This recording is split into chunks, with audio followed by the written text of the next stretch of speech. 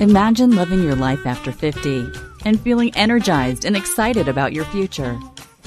Welcome to the Women in the Middle podcast, the podcast for women who are ready to figure out what they want and create the life they deserve. Here's your host and master certified life coach, Susie Rosenstein. Hey there, today we're talking about following your passion to start a registered charity about grief. Let's go. Welcome back to the podcast Women in the Middle with over 1 million downloads and counting. I'm your host, Susie Rosenstein, your master certified coach and midlife mentor, and I'm so glad to be here with you again. Now, yes, you did hear me correctly. Today we're talking about grief, but it's not going to be all sad and depressing. We try to avoid that here on the Women in the Middle podcast. My guests are making it easier to find the services people need when they're grieving. They created a new service from scratch, and I can't wait for you to meet them because, wow, grief is something we all experience and we just can't avoid. More help is welcomed. Okay, but just quick, before we get going, I wanted to make sure you heard about something new on my website. I've pulled all of my free resources together for you under one tab to make them easier to find. And there are 15 of them there waiting for you. So head over to www.susierosenstein.com/free and you will find them there just, waiting for you to click on them. And one more thing, if you're listening to this episode in real time, that's July 2023, you've likely heard the news that I'm turning 60 this month, and there's never been a better time to join my signature program, the Women in the Middle Academy, your roadmap to creating a more fun, meaningful, and regret-free next chapter.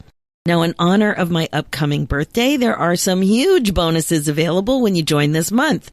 So if you've been on the fence about joining, now's the time to take action. Head over to www.talktosusie.com and book your no-obligation momentum call this month. You can also click the Women in the Middle Academy tab, and that will also get you right there, womeninthemiddleacademy.com. Okay, now let's dive into this episode. This week, we're talking about grief and creating a registered charity in midlife. My guests are Justine Silver and Eileen Jadd, founders of Good Grief Bereavement Healing Services in Toronto, Ontario, Canada. Justine and Eileen are sisters who were both looking for a way to make an impact and give back in some meaningful way when they were in midlife. When Justine's husband passed away unexpectedly at only 44 years old, they became extremely aware of how difficult it was to navigate the system for help when grieving. Together, they decided to do something to improve the situation and created a registered charity that promotes health for grieving adults by providing referrals to essential healing support services, including healthcare professionals, educational programming, and community resources. Justine Silver has brought together her years of experience as a professional event planner and her deeply personal experience as a griever to co-create Good Grief Bereavement Healing Services. Originally from Houston, Texas, Justine made Toronto her home in 1996. She was married for 5 years to her beloved husband, Stuart Silver, who, as I mentioned, passed away suddenly and unexpectedly in 2011. With the support of her family and friends, professional counselors, and fellow grievers, she was able to access tools and techniques to help her begin to move forward in her life. Now working closely with her sister Eileen, she's putting her extensive nonprofit sector experience with her strong organizational planning, negotiation, and management skills to work to develop and deliver invaluable not-for-profit community resources to grieving men and women throughout the Greater Toronto Area. Justine currently lives in Toronto with her Boston Terrier, Lila. Eileen Jadd is also originally from Texas. She's a registered social worker and bereavement educator. She's also co-founder of their charity, Good Grief, and together with her sister Justine, she's using her years of professional and volunteer experience to help make it easier for people to navigate their grief journeys. Personally, I've known Eileen and her family for decades. I've had a front row seat to watch them develop their passion to make it easier for grievers find support and help. It takes a lot of commitment and courage to create something new like this, and as midlife women, that's a beautifully rewarding experience. So I know you're going to love this episode. Please enjoy. Hi, Eileen and Justine. Welcome to the Women in the Middle podcast. Thank you for having me. Yeah, thanks for having us. I am so excited to have you both on for a few reasons. First, because we've known each other for more than 30 years. And second, because I've watched you both start a really important grief-related registered charity. And watching you do this has been amazing. Step by step, classic women in the middle behavior with courage. And I really wanted you to have a chance to tell your story. It'll be very inspirational to other people. And then the other fun fact, there's lots of fun facts, but we both grew up in the States. And Eileen and I met a million years ago. We tried to nail it down. We think it was in the late 80s. We had a mutual friend. I mean, we really do go back a long way. Like, especially being a transplant, moving to Canada later, I always felt, well, I just don't have those long-term roots because I moved here as a young adult. But I do have long-term roots, and you guys are my roots. Some of my earliest friends, that's for sure. Okay, so let's get started with each of you doing a brief intro, just a little bit about who you are and what you were doing in your 40s, really, like just to start the story there. You can go back a little further if it makes sense, but I just want everybody to get a chance to understand where this kind of an idea, a registered charity, where it comes from and what the roots of that are. So take it away. Okay, I guess I'll start. So when I turned 40, I quit my job. I'm a social worker and I had a great flexible job. And I decided I was going to stay home with my young kids. They were 3 kids under age 10. And I didn't know what I was going to do, how long I was going to be home, but it didn't take that long to realize, okay, the kids are growing up now. It's been a few years. It's time to do something. I was privileged enough to have different options and to be picky about what I wanted to do. So I knew I wanted to use my social work background, had to do something meaningful, and I had to figure out what that was. Eileen, you didn't have to do anything meaningful. It was a choice. Oh, it was a choice. Yes, and I had lots of options, and so that's why it took me a little while. In came Justine. So in my 40s, I started off my 40s as a self-employed event planner, and my husband died unexpectedly. And I had trouble marketing myself after that, which now I know, but back then I didn't know it was actually a side effect of grief. So I needed a job.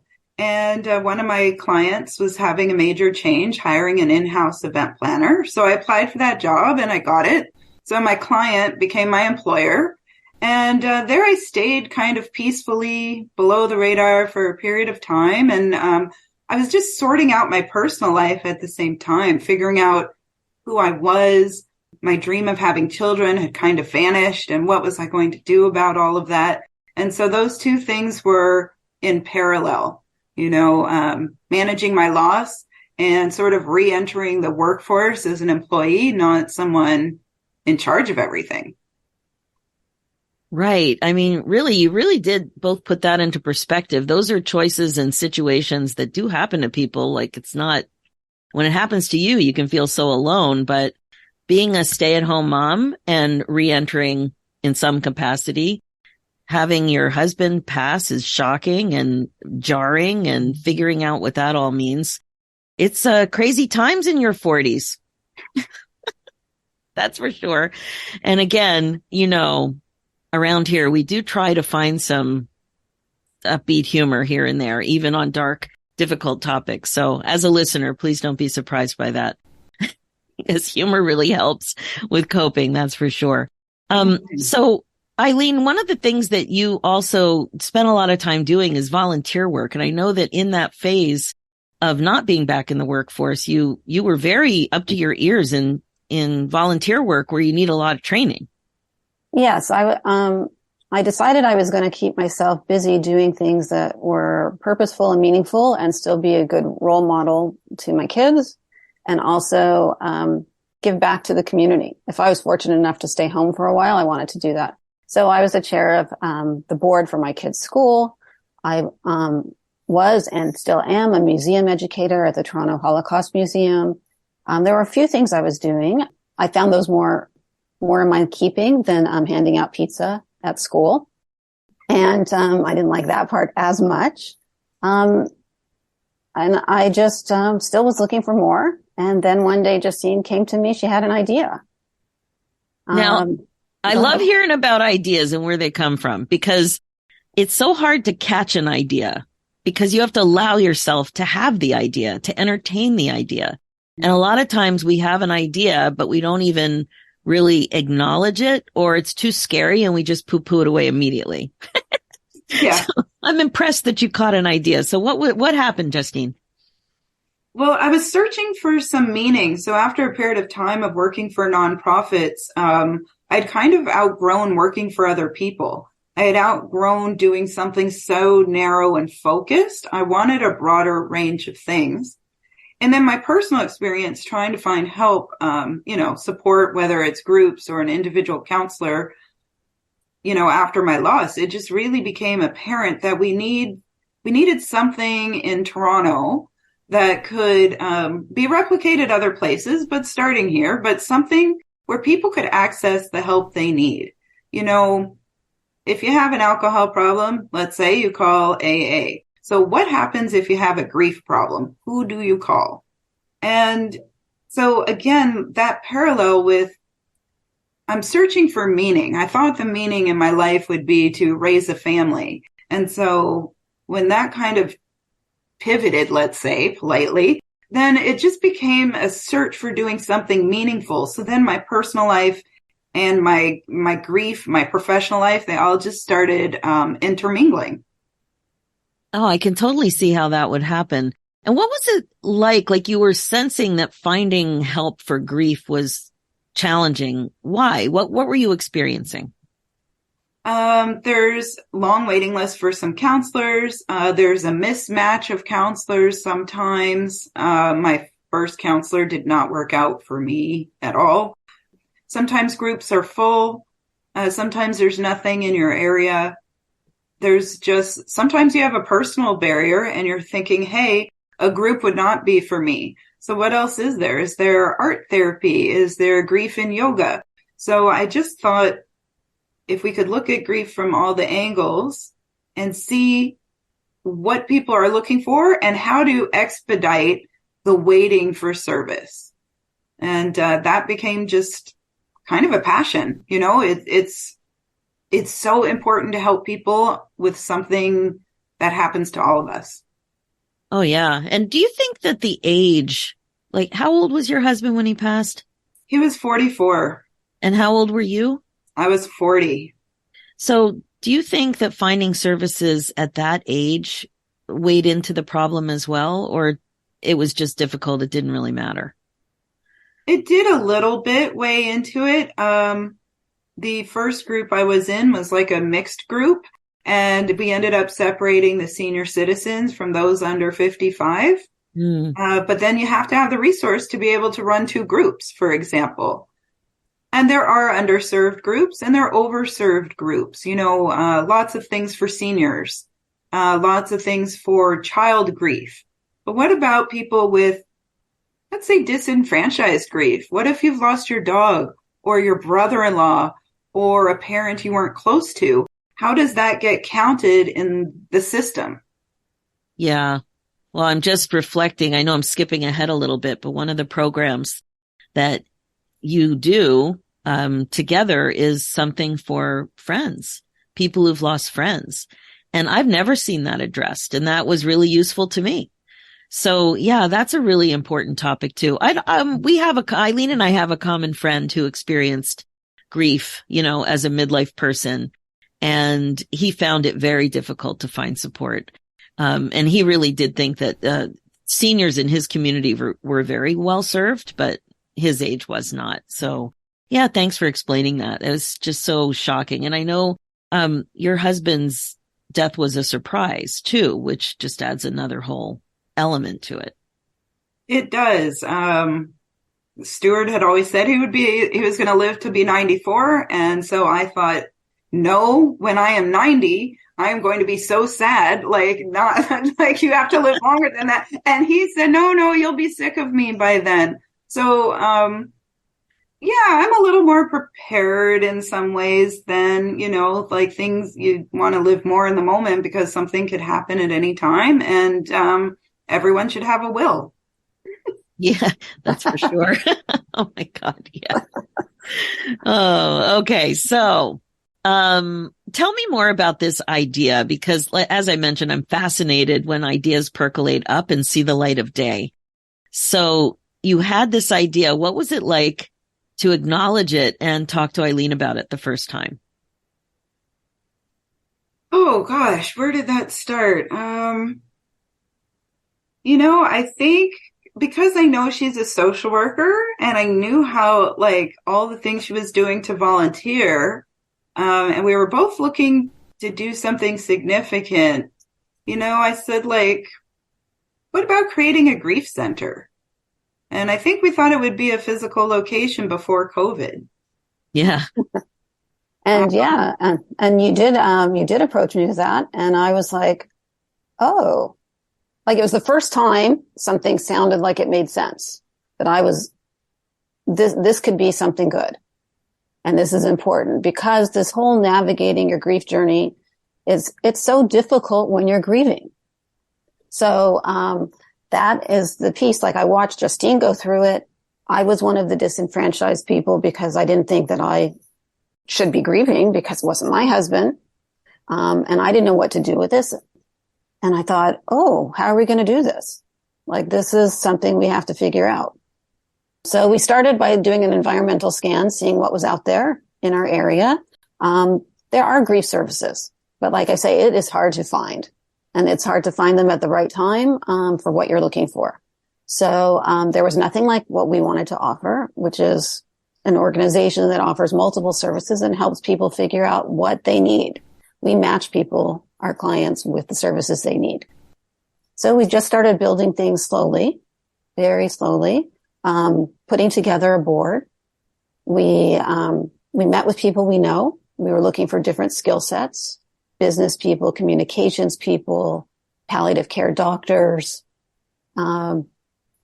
social workers, grant writers, all these different people. And several of them became our very first board. We were debating at first, should we be a business or should we be a nonprofit? And then we quickly saw that there was no model for this as anything but a nonprofit. So we're like, okay, we're going to be a nonprofit. This is good. And then we went to our first workshop by a grant writer. And she said, if you don't have your own money, nobody's going to give you money. So we like, okay. So we looked at each other and we were like, okay, we're going to have to be a charity. We're going to have to figure out how to become registered. So because people want tax receipts when they're donating. And that took a little while. And while we were doing that, we were building our website, building our networks, interviewing counselors because we want all of our counselors to be registered in their field. And we want grief to be their primary practice. Because if you look online and you say, oh, I need a grief counselor, everyone who does any kind of counseling says they work with grief, but not everyone specializes in it. And we really wanted that. And so we were doing all of that at the same time. And our board was there helping us take steps in the right direction. And it didn't take that long for us. We were very lucky to have some people that figured out how to navigate that system, becoming a registered charity. And here we are. You know, one thing that I really noticed about your story, watching it in real time and the way you're telling it now, is that you started slowly. And to me, that's just brilliant. But I know it's so hard for so many people to start slowly. Why was it important to you to take that approach? Well, we're not fast. To start with, like our natural inclination is to be very thorough, both of us, and do one thing at a time and do it properly. And so we were fortunate to have this board that encouraged us to do it that way. We didn't want to make mistakes. We wanted to make sure we were just doing it in the right order. Once you become a registered charity, I feel very strongly that you have it's a responsibility. Not everyone gets that opportunity. And it's taxpayers' money and all of that stuff. So we wanted to make sure we're doing it properly. And we wanted to make sure we weren't doing too much, that we couldn't meet the needs of individuals and people, and to do it properly. That's exactly it. I was so tired of overwhelming workplaces. I did not want to create that for myself. And so honoring the pace that feels good for us, we're very lucky we're in sync that way. But honoring the pace that works for us, which is really slow and steady, keeping focused one task at a time, or sometimes two, whatever. But it just like, we're true to our own nature of jumping right in or going a little bit more methodically and slowly. And, and it just feels right. And that's what makes it, it's a more enjoyable experience. We have not created manufactured stress. There is some generic stress that comes with any kind of work, any kind of running any organization. But we really thought, like, let's also be a model for the type of workplace we want to be in, which is not overwhelmingly stressful and focused on a goal that you can achieve at a pace that makes sense, right? Brilliant. I'm just nodding away over here like a bobblehead because it's so important. And before you know it, it can easily get out of control. So I'm sure you've both realized that too, that you have to be so committed to a pace and a calendar that makes sense, because there's always more work to do. There's always more people to help. There's always other things that you can do and great ideas. Once you get going with the great ideas of how you can serve more people, it's hard to stop. So being really committed to that is something. It's really something that looks like you guys are doing really, really well. So what would you say has been one of the surprising things that's happened to you being at this age and stage and tackling such a big project? That's a good question. Well, I think I've been surprised by myself. You know, these they're not new, apps and software and whatever that come out that are all designed to help you. And they're designed to, to be really user friendly. So I've just been surprised at, wow, I can run a database. I can create, a graphic, all of those kinds of things. So that's been, I think, the most surprising aspect, like so far. It's not that I didn't think I could do it. Like, of course I did. But then when you actually do it, you're like, wow, I'm using like 12 new softwares or whatever. And it's a really good feeling. Yeah, I would echo the same kind of thing. I take on a little more of the financial piece, all the bookkeeping and all of that kind of stuff. And I had no clue how to do any of that. And I would like to say probably no desire, but my desire to make this organization grow and function the best it can be was greater than my not willingness to learn. So I said, okay, I'm going to have to get out of this discomfort zone and learn a few new things. And we've been pretty good at it. Something else that surprised me actually was, and I think you alluded to this earlier, Eileen, was that the startup grants are not for organizations that have no money. You have to have a little bit of money and prove that you can, that you're good at spending money. So that was surprising that a startup grant is not actually for brand new startups, you know? That was kind of a shock, but we weathered through it, you know, we figured it out and a path forward, but that was strange to find out.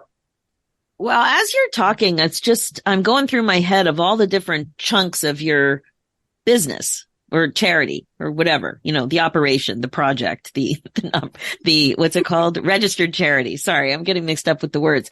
But in my mind, it's a big project and you've got buckets of stuff that you have to learn. Fundraising alone is a huge bucket. Bookkeeping is a huge bucket. Grant writing is a huge bucket. All these relationships with all these social workers and, I don't know the other professionals that you're working with, but that's like another whole bucket. And then there's a communication piece that goes with all of that. And then there's social marketing and And content serving development. the clients, right? And serving the client. Yeah. That's the other thing, is that you also run a couple of groups yourself, right? Correct. So can you comment a little bit on that? What kinds of things are you doing yourselves, and what kinds of things are you hiring out or getting help with? So for our individual counseling, we have a roster right now of 19 counselors. And we are able to refer to them. We know their schedules. We know what they specialize in, if they specialize in trauma or infertility or suicide survivors or whatever it is. And we know their availability. So then when we are matching someone, we can give two choices, and the client can reach out to these two people. Then, as far as groups go, Justine and I have been running most of the groups. We've had some other social workers work with us in the past as well.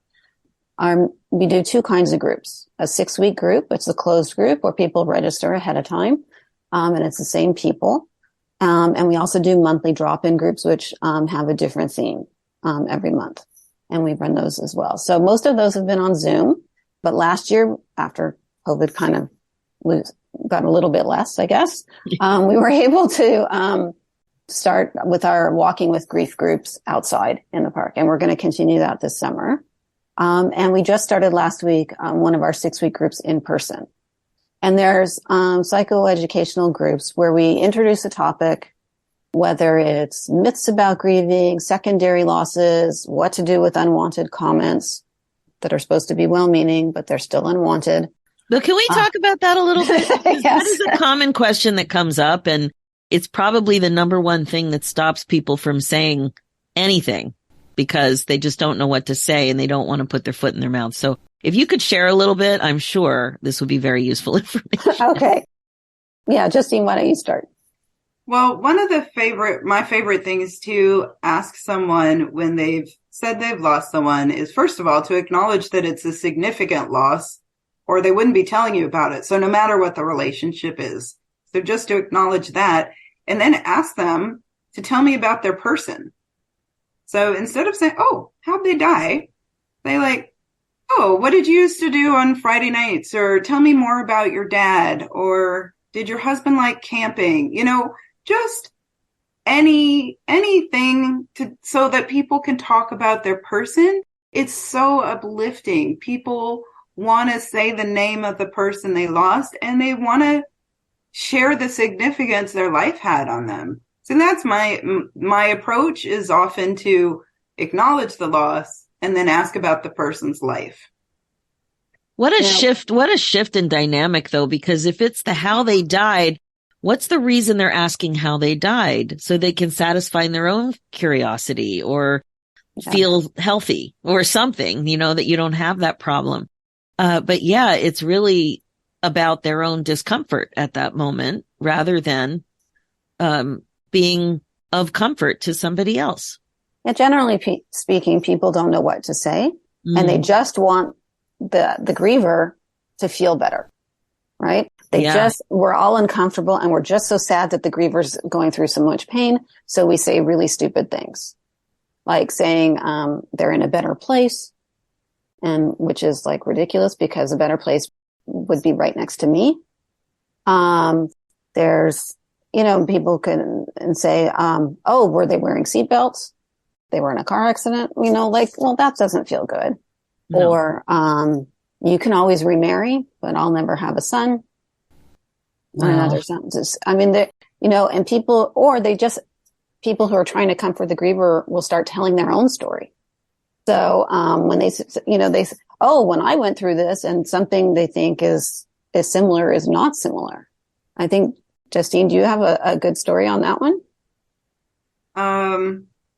Yes, at one of my earlier employers knew that my husband had passed away, and I was taking a couple days off because I had to deal with a ton of stuff. He was a collector, and I'll just say I inherited quite a bit of things. And the HR director said to me, like, oh, I know exactly how you feel going through your husband's stuff. Last year I got divorced, and my husband didn't take any of his stuff from the basement. Wow. Wow. And I said, that is also awful. And then I ran to the bathroom to cry.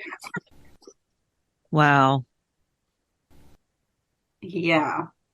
Yeah. So back to our groups. That's what this is a very popular topic, unwanted comments and how to deal with them. And so in our groups, besides talking about, having a little presentation, we give ample time for all the participants to talk and to learn from each other and to bond. And really the idea is not to feel isolated and for people to know that grief is a normal thing. It deserves support, that you're not alone. Totally. And in my situation, I had two parents who died young, as you know, and many of my listeners know that. But with my father dying by suicide, people want to know how it happened. Yep. And probably questions like, did you know? And it's like, who are you to ask such things? Like it's this very bizarre curiosity people have about those things. Yeah. Yeah, exactly. It is, and I think, what you've both said is that people want the griever to feel better. But that kind of stuff doesn't help. Even decades later, it's weird. And I just love that you're able to share this with people. So what should somebody do if they're being asked or told something that makes them uncomfortable as a griever? Well, one of my favorite lines, which I did not create, is something like, while that may be true, it's not helpful to hear right now. So when someone says, oh, at least they're not in any pain anymore. Oh, at least they had a long life. You can acknowledge them. While that may be true, it's not helpful to hear right now. So that's sort of my go-to. That's a good one. When people ask some of the even more inappropriate questions, like what were they wearing seatbelts? Or, how did they die by suicide? Why are you asking? So that's a kind of a new one we learned. We have a few gurus and a few books that we're all about reading and learning from everyone. And these are helpful. Very helpful. Yeah. Usually the suicide topic alone, like a lot of people just clam up. They don't know what to say. It's just not great. None of these topics are great. And I also love that, if you're listening right now and you're getting this idea, some of these ideas, and you're reflecting, that's amazing. Just make it better the next time. That's all you can do, because of course you care. It's caring and putting your foot in your mouth, or caring and helping. That's really what we're talking about. Oh my goodness. I have put my foot in my mouth several times. Like I went to a funeral and, I said, the father of the deceased said, welcomed me. And I said, how are you? I'm like, how are you? Anyway, we had a good laugh, and it was an opportunity for me to open up and say, I'm sorry. I didn't really mean that, but let's talk. Yeah. No, I've said stupid things too. We all have. Mm-hmm. It's about keeping the dialogue open. And one of the other things we're discovering is people are coming across grief in their workplace and not knowing how to approach it, because how you might shut down a family member who's, saying something you don't want to hear is different than how you might need to shut down a coworker. And that's another one of the things we took on ourselves, is Eileen goes to organizations and offers grief support groups, let's say to, women's organizations, congregate settings where people have lost residents that they live with. And it's important for the staff who are witnessing these losses to be able to express it and not just say, well, that's part of my job, So we've just really noticed an increase in that, and also an increase in organizations wanting to improve their own grief literacy. How do they want to deal with it, recognizing that they have a whole workforce of people who are going to experience loss? And how do you kick that up a level beyond your standard EAP? Great point. Really great point. Well, you guys are amazing. You're coming up with such innovative ways. Could you talk about the friend program that I've attended? Because I think that idea to me was so innovative. I think you're referring to camaraderie. That's it. Yeah. Yeah, camaraderie. So yeah, we've had a couple of those where we've had some speakers share that what it's like to lose a friend, which, some of us are closer to our friends than some of our family members, right? And it was just really interesting to hear, Alan Zweibel or Andy Fickman just talk about some of these losses and how it's impacted them. What happens if, your best friend's death day is also on your son's birthday? Yeah. Right? How do you acknowledge both? Like, is the cake black or something? So just really acknowledging the strong bonds we have with our friends and how much life changes when you lose a close friend. Yeah, I think those were sort of some of the goals of those.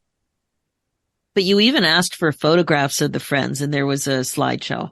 Yes. Oh, yeah. Yeah, we love commemoration, right? It feels good to see your person in a really happy moment.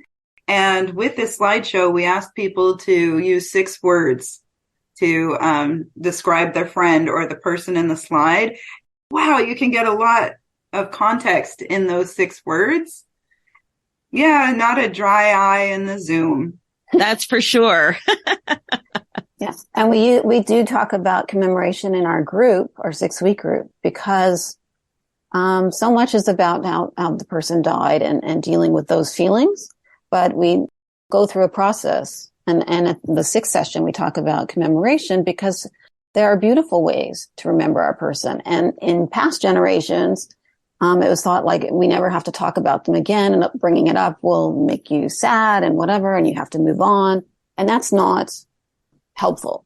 All the research, theories, whatever of today show that doesn't work. And that we have to learn to live with our grief in a different kind of way and remember our people. So we talk a lot about, eating their favorite meals, making quilts out of their favorite t-shirts, different kinds of things you can do to commemorate our loved ones. Yeah, so good. Well, you've done a lot. First of all, you were both searching for a variety of different reasons, but you were both searching in your 40s, looking for a way to make an impact, doing something meaningful. Very common thing in midlife to be doing, but you did it. And it wasn't easy, and you created this registered charity. What would a piece of advice be that you could give to other people who are, just barely acknowledging an interesting idea that might really change their lives? Justine, what do you think? Well, for me, I always like to ask myself, the R question, is there something you would regret not trying? Is there something I would regret not trying? Because the fear, like what I've learned over time, is that the fear of trying actually feels better than the regret of not having tried something. Ooh, mic drop moment. Yep. So true. And nobody everybody would regret having a regret. That's for sure. Regrets stink.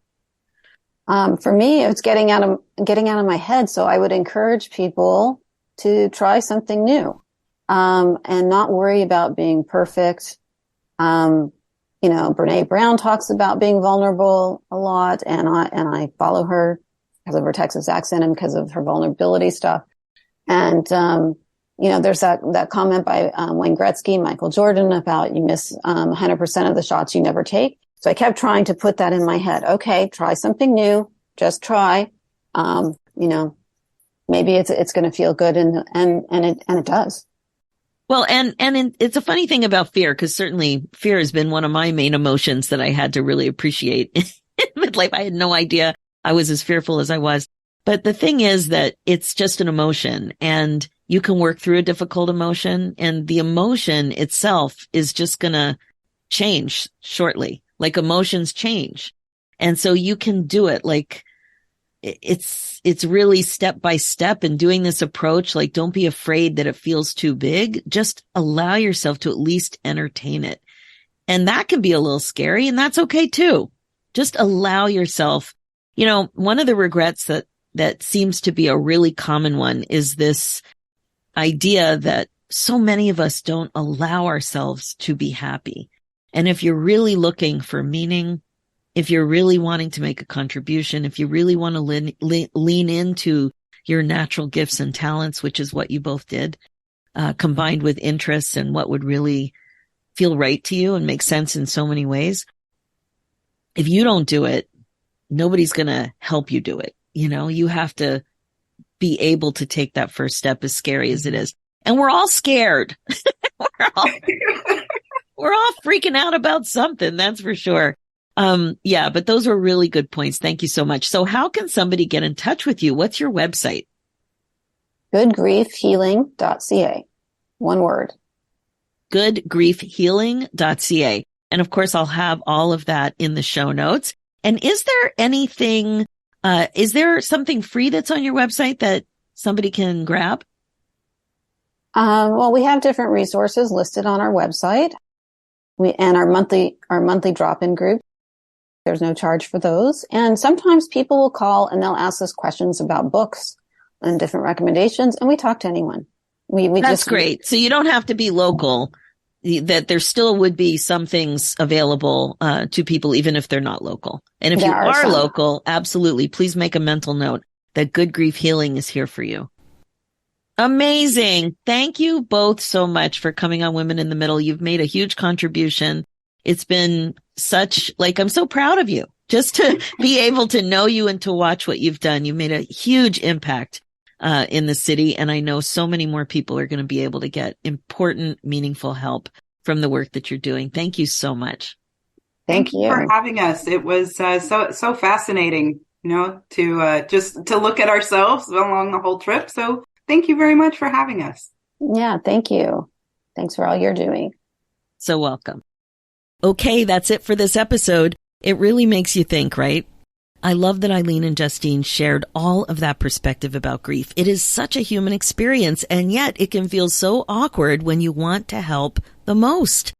I know that when they were sharing examples of the unhelpful comments that so many of us make on occasion, I was reflecting and cringing, like totally a squirm-worthy little segment there. I bet you were too. It's so common to say stupid things. So if you didn't have ideas about how to be more mindful in situations like that and more prepared, now you have some concrete suggestions.